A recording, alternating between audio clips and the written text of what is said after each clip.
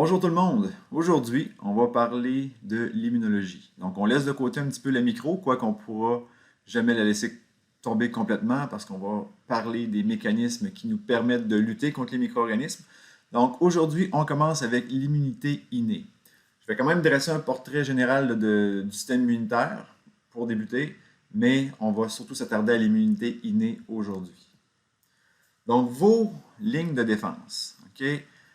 Vous avez ce qu'on appelle la réponse non spécifique ou réponse immunitaire non spécifique, puis la réponse spécifique. La réponse non spécifique, okay, c'est elle qu'on appelle la réponse innée. Tandis que la réponse spécifique, ce sera la réponse acquise. Donc aujourd'hui, on travaille vraiment sur ce volet-là, on va le dire comme ça. Puis, lors de la prochaine capsule vidéo, on va s'attarder plus à la réponse acquise. Je vais quand même dire les grandes lignes de chacune, okay, ou les concepts généraux pour qu'on sache vraiment où on s'en va. Donc, la réponse non spécifique ou la réponse innée, donc on la distingue en deux lignes. Okay? Première ligne de défense, dans le fond, ce sont des structures anatomiques, physiologiques, qui ne font pas partie intégrante du système immunitaire, mais qui vous procurent quand même une certaine protection. Okay? Puis là, je les énumère ici, mais on va les revoir dans des diapos un petit peu plus loin. Donc, par exemple, la peau et les muqueuses intactes. Okay? Avoir une peau saine, okay? Sans coupure, sans blessure, c'est une bonne protection contre les micro-organismes. Okay? La peau ne fait pas partie du système immunitaire, mais elle vous protège quand même. Okay? Elle empêche des micro-organismes d'atteindre votre sang, de s'attaquer à des tissus plus vulnérables. Donc, c'est un bon outil. Facteurs mécaniques, chimiques et cellulaires. Okay? Par exemple, mécanique, ça a l'air nono, mais quand vous toussez, okay, les cils dans les voies respiratoires vont pousser ou repousser des poussières, des micro-organismes vers l'extérieur. Donc, ça, c'est un facteur mécanique. Le simple fait d'uriner. Okay? Donc, lors de la miction, l'urine peut entraîner avec elle des micro-organismes. Donc, il y a plein de composantes comme celle-là. Puis, il y a aussi, ce n'est pas à négliger, l'effet barrière de votre microbiote. Okay? J'ai écrit flore normale, mais on a utilisé un petit peu plus le terme microbiote. Donc, cette flore-là, lorsqu'elle est en santé, elle vous protège aussi. Okay? Et là, la preuve la plus importante qu'on a de ça, c'est que si quelqu'un prend des antibiotiques, a sa microflore ou son microbiote altéré, souvent des infections opportunistes vont se présenter. D'accord? Donc ça a un effet majeur. La deuxième ligne, là, on est vraiment dans des composants du système immunitaire comme tel. On parle de phagocytose. Puis phagocytose, elle va être possible par plusieurs cellules. Okay? Les macrophages, les cellules dendritiques, les neutrophiles. Il y a plein. En fait, il y a plein de macrophages différents en fonction des endroits dans le corps où on les retrouve. Okay? Au niveau du système nerveux, on a les cellules de la microglie. Au niveau des poumons, on a les macrophages alvéolaires. Donc, il y a des macrophages qui vont être situés un peu partout. Et leur job, okay, la phagocytose comme telle, ben, c'est l'action de manger. Okay? Je vais vous montrer des images, des animations par rapport à ça. Mais la cellule se rapproche de sa cible, va l'engouffrer, okay, et va la digérer par la suite. Donc, phagocytose, c'est un des mécanismes importants de la réponse immunitaire innée. L'inflammation, c'est important aussi, on va la décrire tout à l'heure. Puis là, je parle vraiment d'inflammation due à une réponse immunitaire. Okay? Pas de l'inflammation, par exemple, si vous vous cognez le coude sur le coin d'un mur, puis que vous avez un bleu, ça enfle, c'est chaud, etc. Nous, on va vraiment parler d'inflammation due à une réponse immunitaire. Il y a la fièvre aussi. Okay? Aussi désagréable soit-elle, si on est malade, si on a la grippe, par exemple, mais la fièvre fait partie du système immunitaire, elle est là pour nous aider. Okay? Normalement, par exemple, quand vous avez une infection bactérienne et que de la fièvre se produit, la fièvre, dans le fond, l'idée, c'est que votre corps veut élever sa température pour nuire aux bactéries qui veulent se développer. Donc, c'est un outil intéressant, mais souvent, si on la laisse aller trop longtemps, ça peut être même néfaste pour nous. Okay? Donc, souvent, chez les jeunes enfants, ou si ça dure trop longtemps, on va essayer de la contrôler par de la médication pour éviter des complications. Ensuite, il peut y avoir des substances antimicrobiennes là, qui vont être produites, différentes enzymes, différentes protéines qui peuvent vous aider à lutter contre des micro-organismes. Le complément on va passer un petit peu plus de temps là-dessus. C'est un groupe, okay, de protéines qui flottent dans votre sang. Okay? C'est une trentaine de protéines qui flottent dans votre sang, indépendamment les unes des autres. Mais lorsqu'il y a des infections bactériennes, okay, ces protéines-là, un peu comme des blocs Lego, là, vont s'assembler sur les bactéries, puis ils vont entraîner soit la lyse de la bactérie ou vont attirer le système immunitaire au site où les bactéries se trouvent. Donc, c'est un système assez important. D'ailleurs, les enfants, par exemple, qui naissent avec un problème génétique qui leur empêche soit d'exprimer ou de produire toutes les protéines du complément, des fois, il en manque juste une, bien, tout le complément est foutu. Okay? C'est comme si vous construisiez justement votre structure en Lego, puis parce qu'il manque une pièce, tout s'écroule. Donc, complément, c'est la même chose. Il faut toutes les protéines pour que ça fonctionne bien. L'interféron, on en a déjà parlé lors du chapitre sur les virus. Donc, l'interféron, c'est une molécule que vos cellules immunitaires et que vos cellules, on va dire, des autres systèmes peuvent produire pour inciter le système immunitaire à attaquer les virus. Donc, on oriente la réponse immunitaire vers une réponse antivirale. Donc, ça, c'est votre deuxième ligne de défense. Donc, aujourd'hui, c'est vraiment la première et la deuxième ligne qu'on va voir. Au prochain, on va dire cours, ou à la prochaine vidéo, ce sera la troisième ligne ou la réponse immunitaire acquise. Donc là, dans cette réponse-là, ce seront des cellules complètement différentes, okay, qui vont intervenir. On va avoir ce qu'on appelle les lymphocytes B. Quand vous voyez LB, c'est pour lymphocytes, ou cellule B, c'est bien correct. Puis AC, c'est pour les anticorps. Donc, les anticorps sont des protéines spécifiques à un antigène, puis un antigène, c'est une structure généralement étrangère à notre corps. Donc, les cellules B qui les produisent, c'est de la réponse spécifique. Réponse immunitaire cellulaire pour lymphocytes T. On va voir que les lymphocytes T, CD4, lymphocytes T, CD8, entre autres. Okay? Chacune de ces cellules-là va avoir un rôle extrêmement important à jouer. Entre autres, les LT, CD4 qui sont, on va dire, à la base du système immunitaire, qui vont sonner l'alarme, donc qui vont activer les autres cellules. Puis les cellules T, CD8, c'est des cellules tueuses. Okay? Donc, ce sont des cellules particulièrement importantes justement dans la réponse antivirale. Donc, les cellules T CD8 vont tuer les cellules qui ont été infectées, par exemple, par un virus. Donc, on reviendra à ça dans une prochaine capsule.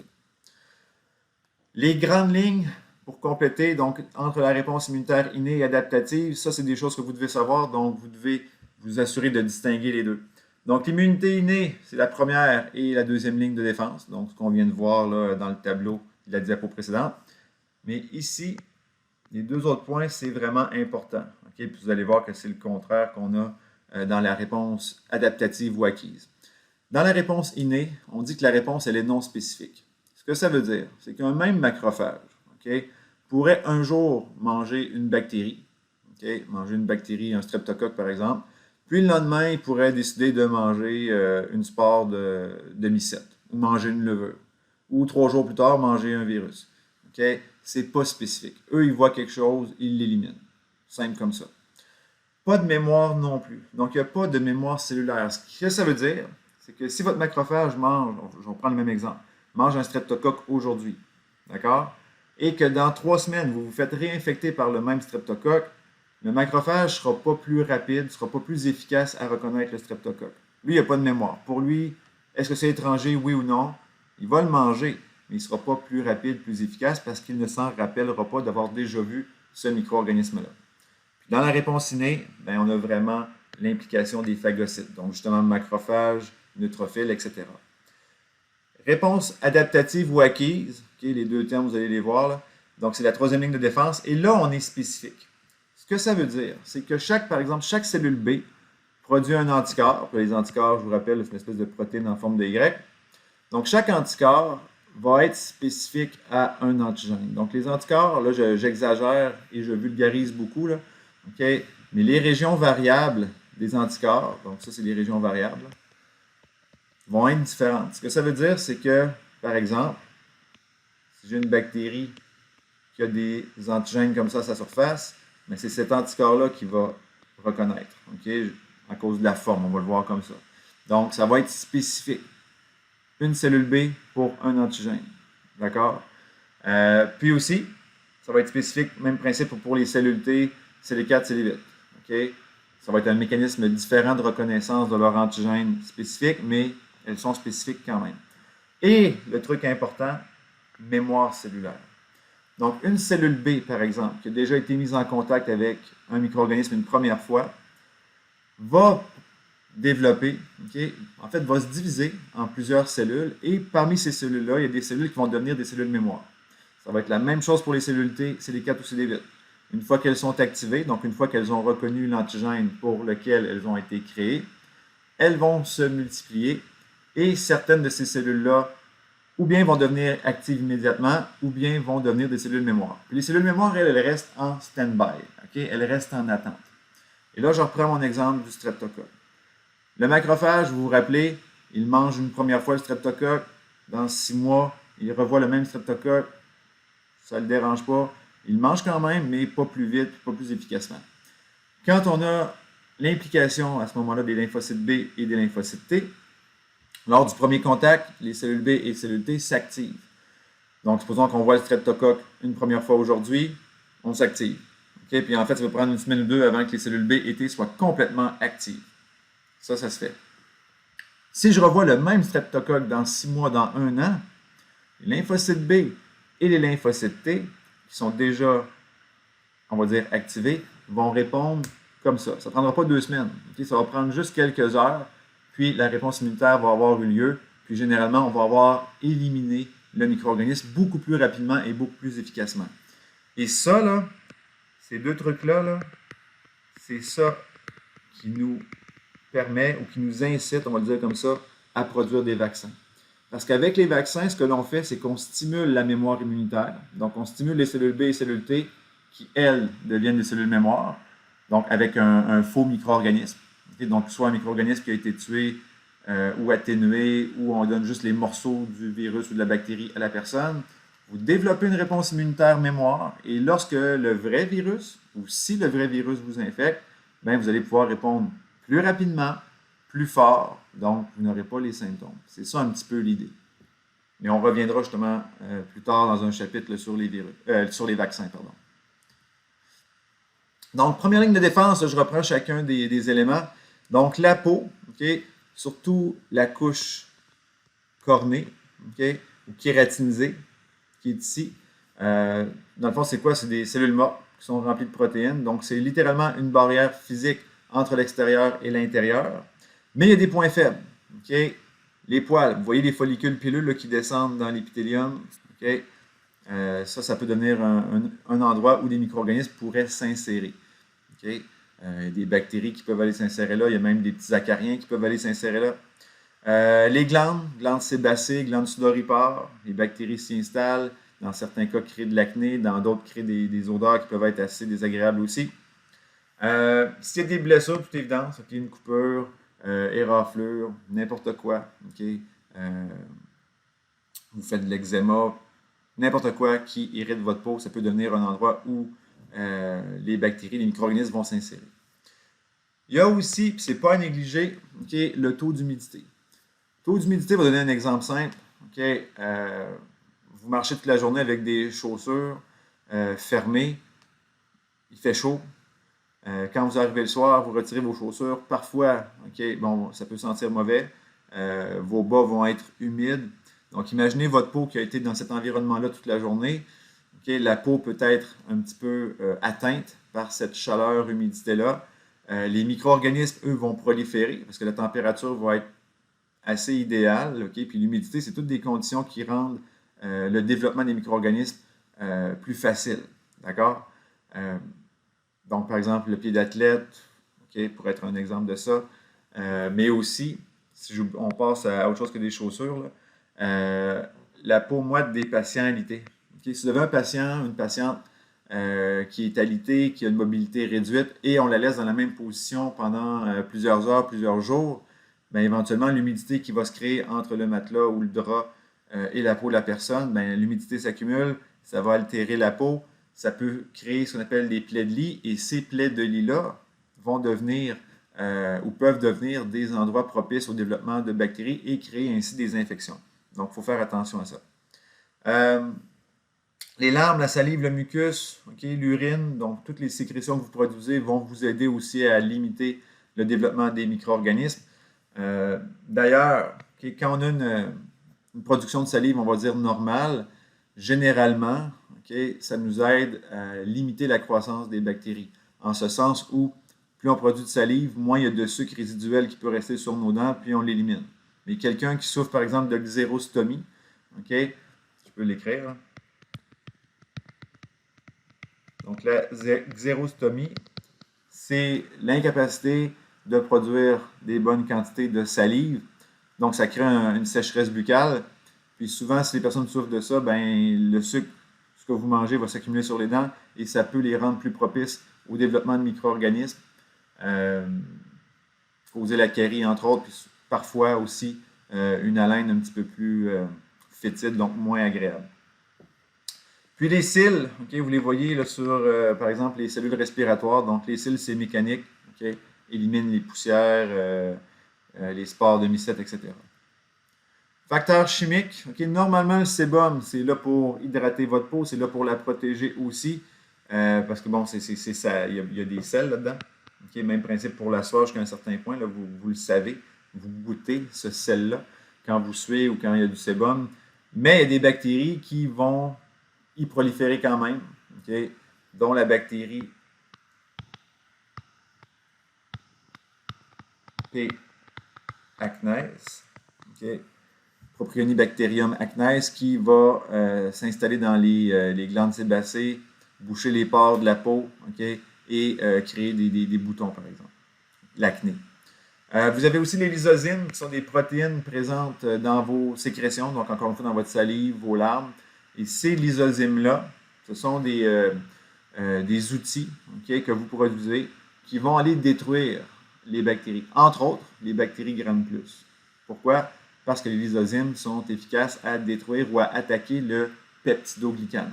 Donc là, rappelez-vous, les bactéries Gram-plus, elles ont une épaisse couche de peptidoglycane à leur surface, donc les lysozymes vont aller les attaquer. Ça, c'est pratique parce que souvent, sur notre peau, ce sont des Gram-plus que l'on a, des staphylocoques, des streptocoques. Donc là, si je fais ça, par exemple, je me frotte les yeux avec mon doigt, j'ai sûrement déposé des bactéries Gram-plus dans mes yeux. J'ose espérer que demain, je n'aurai pas une conjonctivite. Les chances sont que non, parce que j'ai des lysozymes qui vont faire le travail et qui vont limiter la croissance des bactéries. C'est sûr, j'ai déjà eu des conjonctivites. C'est déjà arrivé. Donc, ce n'est pas infaillible comme système, mais ça nous protège la plupart du temps. Vous avez aussi les sucs gastriques. Les sucs gastriques sont principalement là pour aider à la digestion des aliments que vous venez de manger au niveau de l'estomac.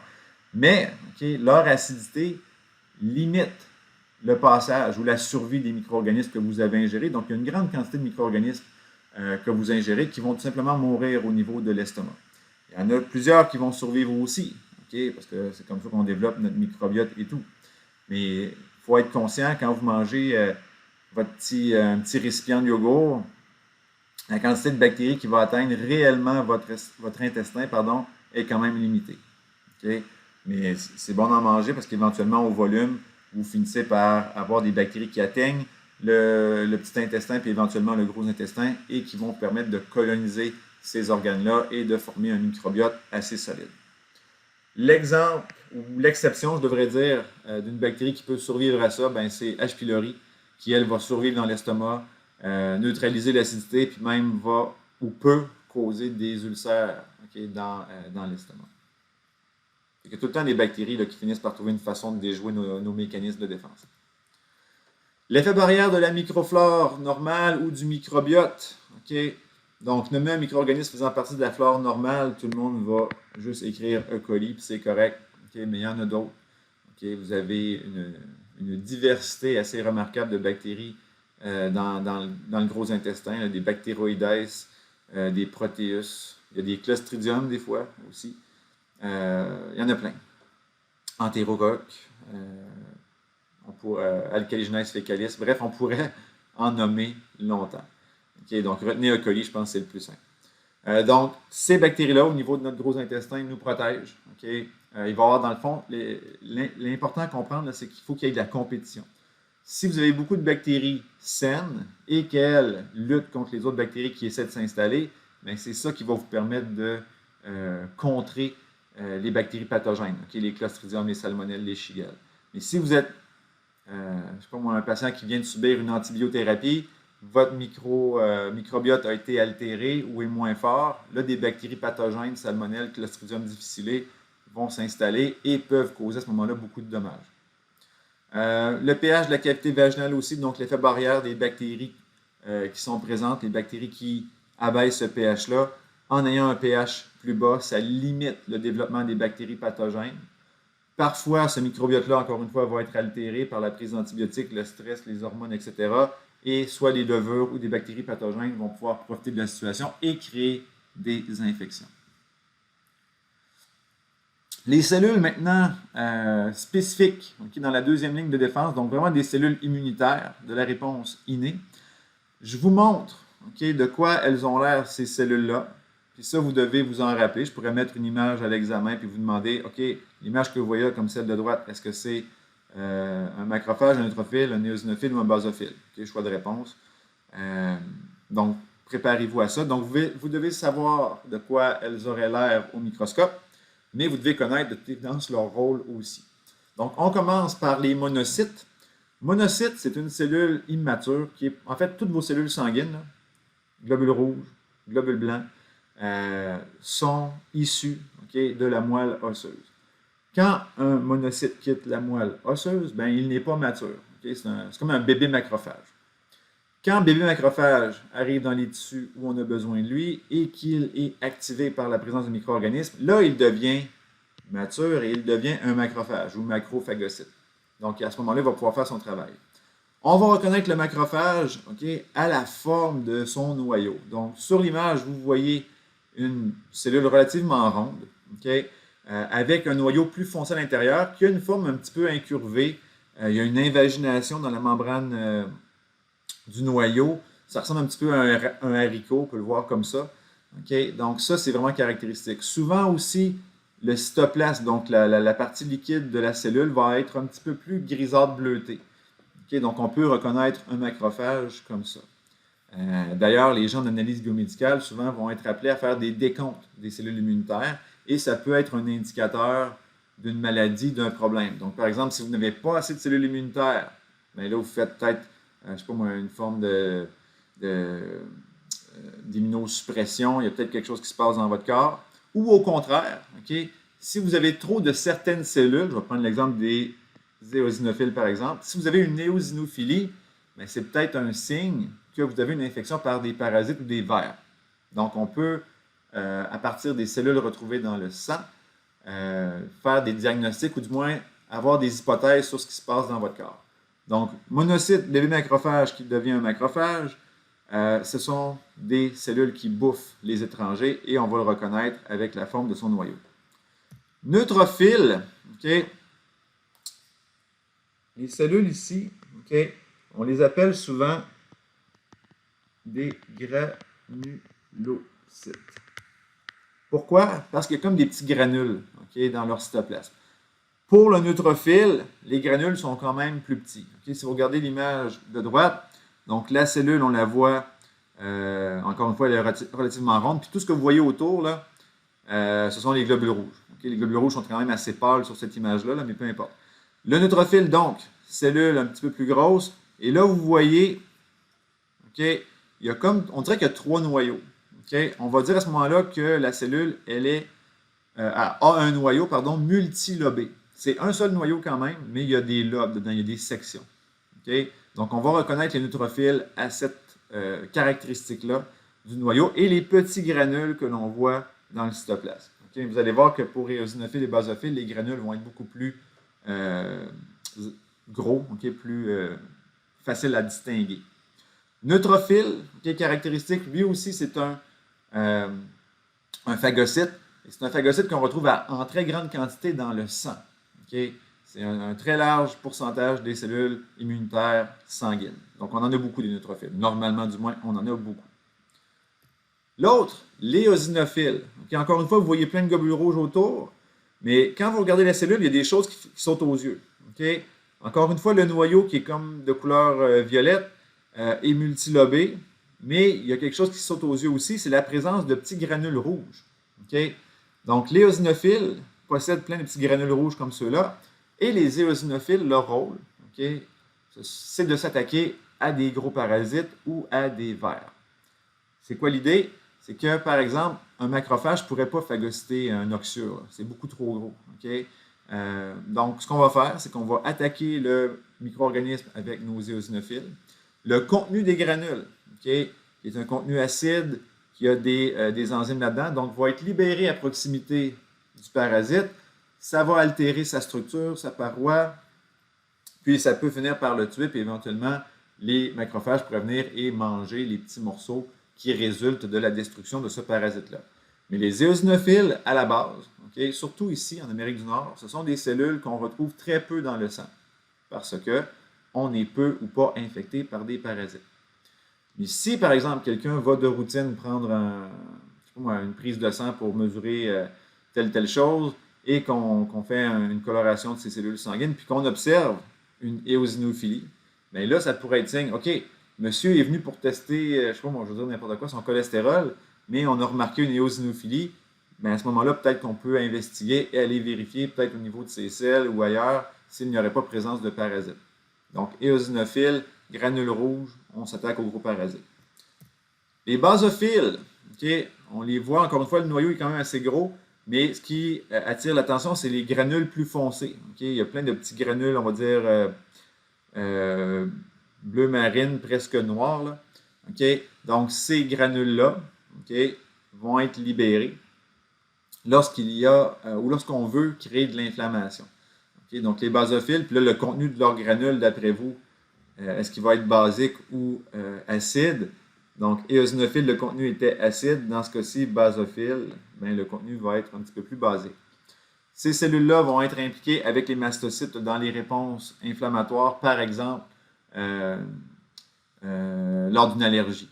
Okay? Fait que des fois, on veut qu'ils fonctionnent, les basophiles, mais parfois, leur réponse va être exagérée. On va s'attaquer à du pollen, on va s'attaquer à de la salive de chat, puis on va avoir nos symptômes allergiques. Okay? Donc, si vous avez beaucoup d'allergies, vous avez le basophile actif ou le mastocyte actif. Puis une différence aussi entre le basophile et le mastocyte.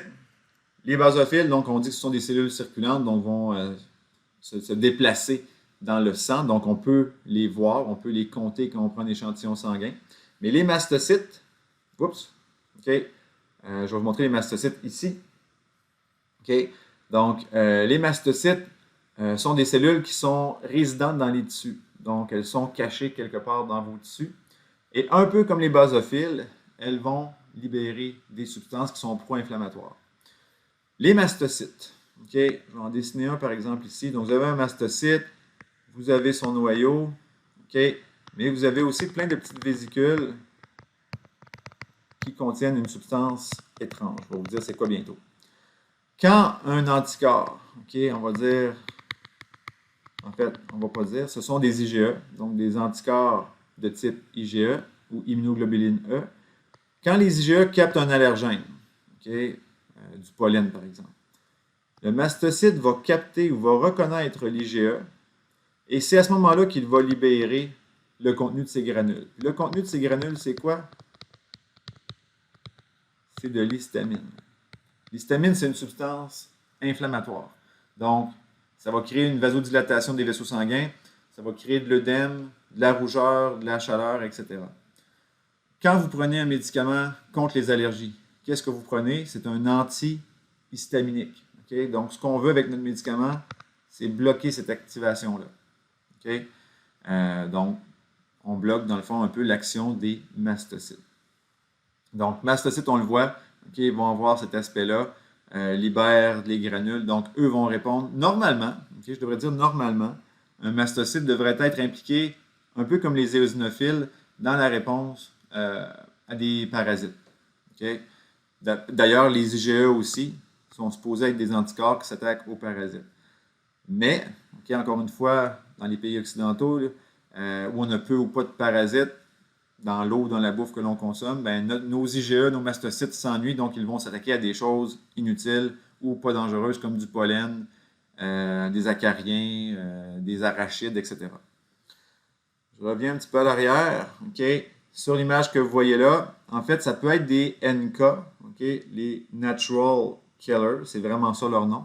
Mais ça ressemble aussi okay, à des lymphocytes. Okay? Les lymphocytes T, par exemple, ou lymphocyte B non activé pourrait avoir l'air de ça aussi. Donc souvent les NK, lymphocyte B, lymphocyte T au microscope, si on n'a pas des moyens plus précis de les identifier, on peut les compter comme un tout. Il y a une vidéo super intéressante sur les NK, c'est une vidéo en anglais, donc on vous explique leur rôle. Puis le rôle des cellules NK, c'est de tuer, entre autres, des cellules infectées par des virus, mais aussi des cellules tumorales qui se promènent dans votre corps. À chaque jour, c'est plate à dire, mais vous produisez il y a des cellules tumorales qui se promènent dans votre corps. Puis vos NK ou vos cellules TCD8, éventuellement dans la réponse acquise, font le travail et les éliminent.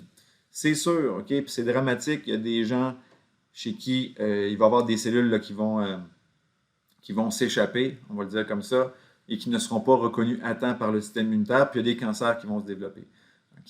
Mais majoritairement, nos cellules immunitaires font le travail et bloquent le développement de ces cellules tumorales-là, puis les cellules NK font la job. Allez voir, je vous force, j'exige que vous alliez voir la vidéo pour comprendre ce qui se passe. Puis, les plaquettes. Si je vous demandais, là, je n'ai pas d'image de plaquettes, mais je suis sûr que je peux en trouver une quelque part dans, comme par exemple ici, là, ce serait une plaquette. Ici, il y en a plein. Donc, les petites plaquettes. Les plaquettes, dans le fond, c'est quoi? C'est des morceaux de cellules. Ce sont des cellules qui ont, comme on va dire, éclaté. Puis, ces morceaux de cellules-là ont maintenant un rôle. Puis, si je vous demandais c'était quoi le rôle des plaquettes, tout le monde, puis vous avez raison, vous me diriez c'est pour la coagulation. C'est vrai. Les plaquettes servent entre autres à ça. Mais dans le processus justement de coagulation, les plaquettes vont aussi envoyer des signaux, des messages pour attirer les cellules immunitaires et favoriser la réponse contre des micro-organismes qui auraient pu, par exemple, entrer dans votre corps via la blessure ou la coupure ou quoi que ce soit. Donc, voilà. Ici, je vous montre juste une petite vidéo, une petite animation d'une cellule immunitaire. Ça a été filmé par un microscope. Donc, on voit, puis les bactéries ont été marquées là, avec une protéine fluorescente. Le macrophage attire les bactéries à lui et les mange. Et vous remarquerez, la fluorescence diminue une fois les bactéries rendues à l'intérieur. C'est parce que le processus de digestion est entamé et les bactéries sont détruites. Cependant, il y a des bactéries, il y a des micro-organismes qui résistent à la phagocytose.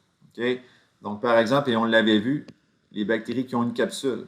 Les bactéries qui ont une capsule, souvent, ou bien le macrophage ne les reconnaît pas, peut avoir de la difficulté à s'y attacher. Donc, la bactérie va résister, comme Streptococcus pneumoniae, par exemple. Il y a des staph ou des bactéries actinomyces qui tuent littéralement les phagocytes avec, entre autres, rappelez-vous, une enzyme qu'on appelle les leucocidines.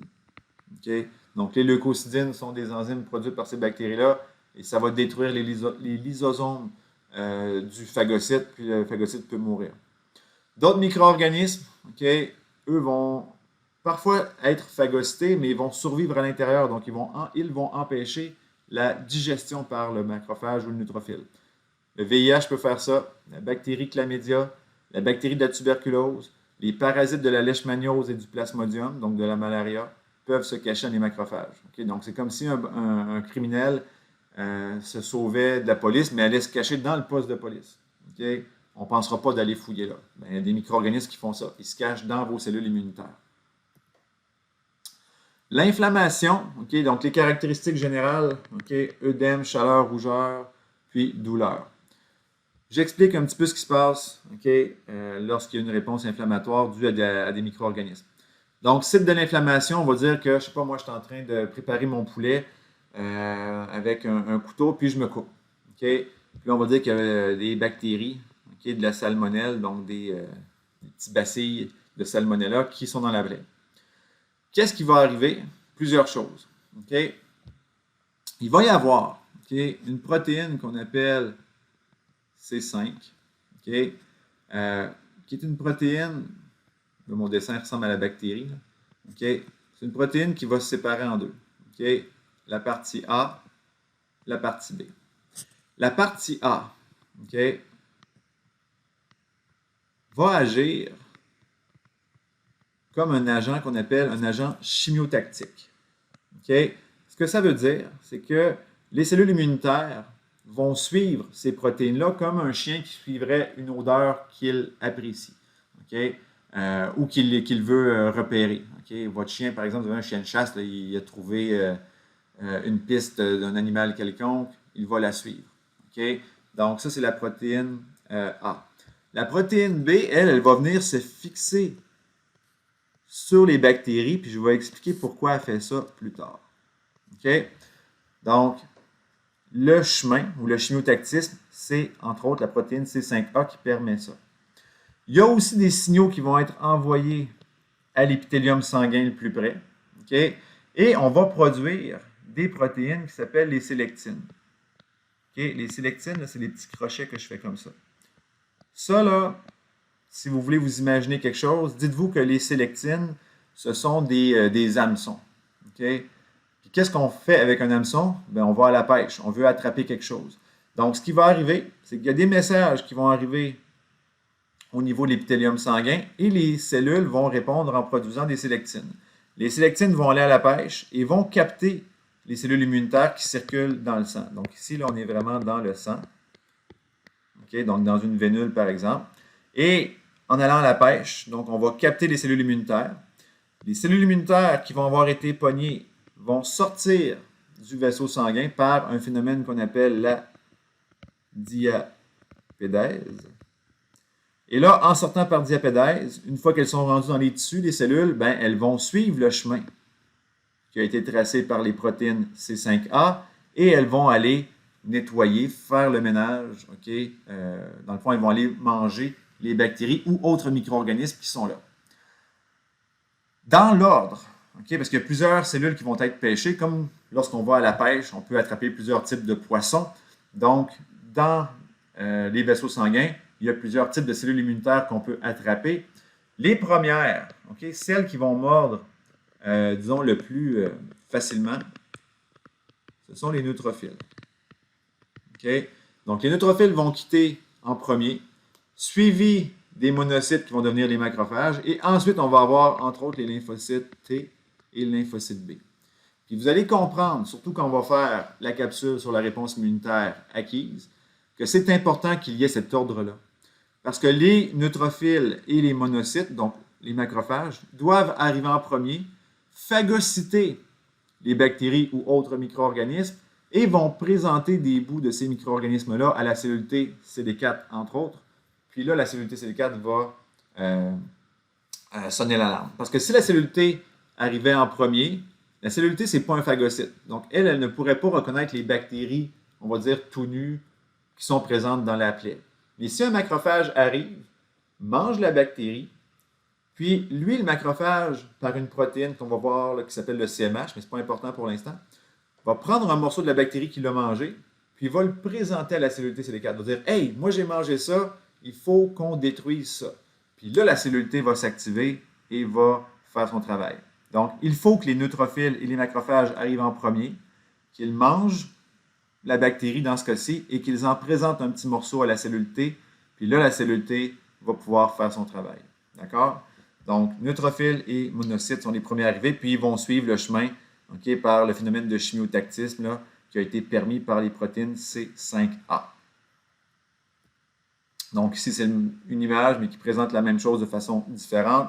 Donc, dans ce cas-ci, on s'est piqué avec une aiguille, une épingle. Okay? Donc, vous avez ce qu'on appelle les chimiques, pardon, ça peut être des cytokines, quoi que ce soit. Donc, vont aller agir sur l'épithélium sanguin. Il va aussi y avoir les signaux chimiotactiques, donc les protéines C5A. Les cellules quittent le sang okay, par diapédèse, vont atteindre la plaie, donc vont manger les bactéries, puis éventuellement, on va guérir, puis il n'y aura plus de problème. Des applications cliniques. Okay, c'est bien beau parler du système immunitaire, mais en quoi dans le concret de votre métier c'est important? Bien, au-delà de vous protéger vous-même et de protéger vos patients, bien, on utilise okay, la présence de certaines protéines, parfois soit dans le sang ou dans les selles, pour mesurer okay, le degré d'inflammation chez le patient. Donc, par exemple, okay, la CRP ou la protéine C-réactive. Okay, donc, c'est une protéine qui est produite par le foie à la suite d'une inflammation de l'organisme. Donc, ça peut être bien des choses, okay? Maladie auto-immune, maladie infectieuse, etc. Donc, cette protéine-là, la C-réactive, quand vous allez à l'hôpital, vous prenez un échantillon sanguin. Vous ou les analystes biomédicaux vont le faire, puis on va essayer de détecter la présence de cette protéine-là dans le sang. Okay? Puis s'il y en a trop, au-delà d'une certaine dose, on peut administrer aux patients des anti-inflammatoires, des médicaments de ce type-là pour contrôler cette réaction-là. Ou on peut faire d'autres tests pour savoir quelle est la cause de l'inflammation comme telle. Donc, la protéine C-réactive stimule l'action des phagocytes et des autres cellules immunitaires. Donc, c'est ça, ça crée de l'inflammation. Mais parfois, l'inflammation, c'est trop, puis on finit par avoir des problèmes. Même principe avec la CF ou la calprotectine fécale. Donc, celle-là, ce n'est pas dans le sang de toute évidence qu'on va la trouver. Donc, ça va être au niveau des selles. C'est une protéine importante chez les neutrophiles surtout, et un peu chez les monocytes. Donc, lors d'une maladie inflammatoire chronique de l'intestin, on peut doser cette protéine-là dans les selles. Donc, là, vous pourriez avoir plein de problèmes, maladie de Crohn par exemple, au niveau de l'intestin, beaucoup d'inflammation. Donc là, je vous ai même mis là, une image avec les quantités. Donc, si on a moins de 50, pas d'inflammation, de 50 à 200 microgrammes par gramme d'excréments, là, vous avez une inflammation, on va dire, légère. Mais si c'est plus de 200 microgrammes par gramme, bien là, il y a quelque chose qui se passe de pas normal. Donc là, on peut aller investiguer puis voir quel est le problème. Dans la deuxième ligne de défense aussi, donc il y a la fièvre. On connaît le principe un petit peu. Rappelez-vous, chez les LPS, des bactéries, et pas n'importe quelle bactérie. Là. Donc les bactéries Gram-. Donc les bactéries Gram- dans leur membrane externe, elles ont des LPS, ou elles peuvent avoir des LPS. Et dans ces LPS-là, il y a l'endotoxine A. Et quand le phagocyte mange la bactérie, ou si la bactérie meurt, il y a libération de l'endotoxine A. Ça provoque la libération d'interleukine 1. L'interleukine 1, là, c'est une cytokine. Donc, c'est un messager chimique. Là, ça, c'est un Y.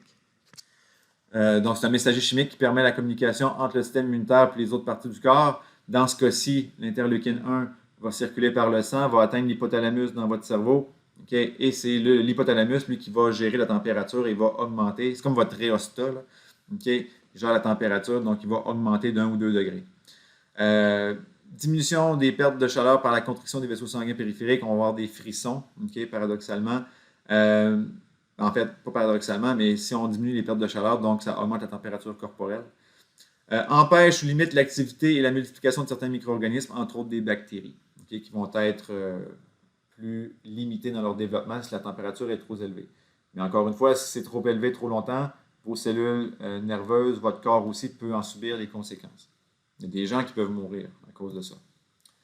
Le complément maintenant,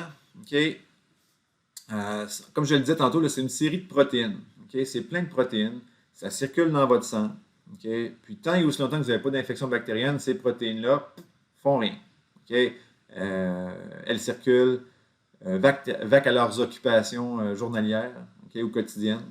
Mais quand une bactérie arrive, là, il y a une cascade d'événements qui se produit. Vous allez avoir, ou vous pouvez avoir des anticorps qui se fixent sur la bactérie, mais à partir des anticorps, là, vous avez toute la collection de protéines qui va s'activer. Et ultimement, ce que ces protéines-là vont faire, elles vont pouvoir créer un trou dans la paroi bactérienne et détruire cette bactérie-là. C'est un complexe de protéines extrêmement important. Et s'il y a des enfants, par exemple, qui sont dépourvus d'une des protéines, la protéine C3, les enfants, ces personnes-là vont être très susceptibles aux infections bactériennes. Donc, ils ont encore des macrophages, ils ont encore d'autres outils, mais on vient d'en perdre un super important. Donc, ce sont des protéines du système immunitaire qu'on connaît peu, mais il ne faut pas négliger leur rôle, c'est très important. Si vous voulez avoir une belle vidéo qui explique comment le complément fonctionne, cliquez là-dessus. C'est un de mes sites préférés. Là. Ils font des super belles animations. C'est en anglais, mais c'est très, très bien expliqué, très vulgarisé, puis les images sont très belles. Donc, allez jeter un coup d'œil là-dessus pour comprendre un petit peu le processus. Mais nous, on va s'en tenir vraiment au strict minimum. Moi, j'ai passé, je pense, c'était 6 ou 9 heures à l'université sur le complément. Il y avait trois façons que le complément fonctionne. La voie classique, la voie alternative, puis la voie des lectines, mais nous, on n'ira pas là. On va juste comprendre, ou accepter le fait que le complément, ce sont des protéines sanguines et lorsqu'il y a une infection bactérienne, elles s'assemblent et forment des trous dans la bactérie, entre autres. Parce qu'il y a 3 actions principales au complément. Moi, je viens de vous décrire la lyse. La lyse, là, ça implique toutes les protéines du complément. Donc là, c'est vraiment les blocs Lego qui s'assemblent dans un ordre précis et ils font des trous dans les bactéries. Là, on le voit ici. Là. Donc, ça entraîne la lyse ou la destruction des bactéries. Chimiotactisme, on en a parlé tantôt. C'est la protéine C5A, puis il y a aussi la protéine C3A qui travaille là-dessus. Rappelez-vous, si je reviens ici, donc quand il y a une infection, il y a une blessure, quoi que ce soit, la protéine C5, là je pourrais même dire C3, qui est une protéine en 2 morceaux, quand il y a un problème, cette protéine-là est activée et en s'activant, elle va se briser en 2. La partie A, donc si je reviens ici, va servir pour le chimiotactisme. Donc ici, c'est quand on fait un chemin pour guider les phagocytes vers le lieu de l'infection pour que les phagocytes trouvent les bactéries et les détruisent. Donc chimiotactisme, c'est les protéines C5A et C3A. Pour l'opsonisation, ce sont les protéines C5B ou C3B. Rappelez-vous encore une fois. J'avais mis la protéine B sur les bactéries. Puis je vais vous expliquer maintenant c'est quoi l'opsonisation. Je vais vous faire un beau petit dessin pour expliquer le tout. Donc, pour expliquer l'opsonisation, on va faire aussi un parallèle, par exemple, avec moi en tant qu'être humain. On va dire, on va dire ici, là, on a un macrophage. Donc, le macrophage est ici, puis on a 3 bactéries. Ces 3 bactéries-là sont de la même espèce, mais sur la, on va dire, je vais les nommer, là, bactérie 1, bactérie 2, bactérie 3. Sur la bactérie 1, il n'y a rien. Sur la bactérie 2, il y a peut-être la protéine C5B. Et sur la bactérie 3, il y a peut-être des anticorps. La protéine C5B, il y a plein d'affaires. Donc, vous comprenez le principe. Donc, si je regarde ça en tant qu'être humain, là, puis je compare à moi, c'est comme si je t'ai invité à un party chez vous, puis il y avait 3 sortes de pizzas. Il y avait une pizza qu'on va dire plain, donc juste, on va dire, juste fromage. C'est correct. La 2, on va dire que vous avez rajouté du pepperoni, ou une viande quelconque dessus. Correct. Mais la 3e, là, c'est la meat lover. Il y a plein de garnitures dessus. Il y a du bacon, il y a de la saucisse, il y a du pepperoni, il y a des piments, il y a des champignons. Moi, j'aime ça, les champignons. Il y a des oignons, il y a des olives. Il y a tout. C'est le bonheur. Donc, moi, par exemple, si j'arrive chez vous puis vous m'offrez ces 3 pizzas-là, il y a des chances que je sois attiré vers celle-là en premier. Et le fait qu'il y ait des protéines, soit d'anticorps ou C5B dessus, c'est ça qu'on appelle l'opsonisation. L'opsonisation, c'est un petit peu l'action d'une protéine du complément de rendre la bactérie plus appétissante pour le macrophage. Et pourquoi elle est plus appétissante pour le macrophage? C'est tout simplement parce que le macrophage a, là, je m'excuse pour mes dessins, là, des récepteurs pour ces protéines-là. Donc, par exemple, ça serait un récepteur pour la protéine C5B, puis ça serait un récepteur pour l'anticorps qui est là. Donc, l'opsonisation, c'est ça, c'est qu'on rend la bactérie plus appétissante, plus facile à reconnaître pour le macrophage. Éventuellement, le macrophage va peut-être manger la bactérie 2 puis la bactérie 1 aussi. Même principe pour moi. Là. Si je vais au party chez vous, tout le monde se garoche sur la pizza garnie, on la mange toute, j'ai encore faim, il en reste une avec du pepperoni, ben, je vais manger celle-là. Puis en fin de soirée ou le lendemain matin, si j'ai encore faim, ben, je vais manger la pizza juste tomate fromage.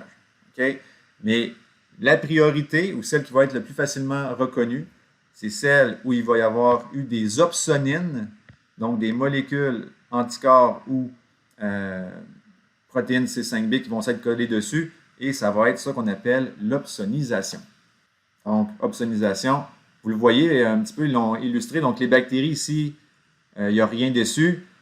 Quand il y a le phénomène d'opsonisation, donc il y a des protéines en vert, okay, sur la bactérie. Donc, à ce moment-là, le macrophage qui a suivi le chemin avec ces protéines-là arrive au lieu de l'infection et bouffe les bactéries. Okay? Fait que tout ça, ce sont les 3 principales actions du complément. Vous devez, encore une fois, les savoir et m'expliquer un peu en quoi elles consistent. Puis aussi, je ne veux pas négliger, là, si le complément fait son action au complet, les macrophages vont venir bouffer les, on va dire, les cadavres des bactéries aussi. Okay? Donc, tout ça est possible. Ici, dans le fond, c'est juste une illustration supplémentaire où je vous montre là, comment les pores ou les trous sont formés dans la bactérie suite à l'activation du complément. Donc, ce qu'on voit ici, c'est la forme classique du complément avec des anticorps, okay? Ce qu'on appelle les IG, je vais l'écrire, donc des IgG ou des IgM, donc des anticorps qui se collent sur la bactérie. Les protéines du complément reconnaissent ça et les protéines, en fait, là, c'est rendu les protéines C9 qui vont faire un trou dans la paroi bactérienne, puis la bactérie va mourir. Vous avez aussi un petit lien. C'est un petit peu plus complexe okay, que la vidéo du complément que je vous ai montré tout à l'heure, ou que je vous ai suggéré tout à l'heure, mais c'est bien fait aussi, fait que vous pouvez aller jeter un coup d'œil. L'interféron, okay, encore une fois, vous avez une vidéo intéressante là-dessus. C'est une cytokine ou c'est un messager chimique qui permet la réponse contre les virus. Okay? Il y a plusieurs types d'interférons. Okay? Vous avez l'interféron alpha, l'interféron bêta, puis l'interféron gamma. Interférons alpha et bêta sont produits par des cellules infectées par des virus. Okay? Donc, dans le fond, elles veulent, ces cellules-là, avertir les cellules autour d'elles qu'elles ont été infectées, donc elles veulent qu'elles se protègent. Et l'interféron gamma, lui, va être produit par les lymphocytes, entre autres les lymphocytes T, pour activer la réponse immunitaire.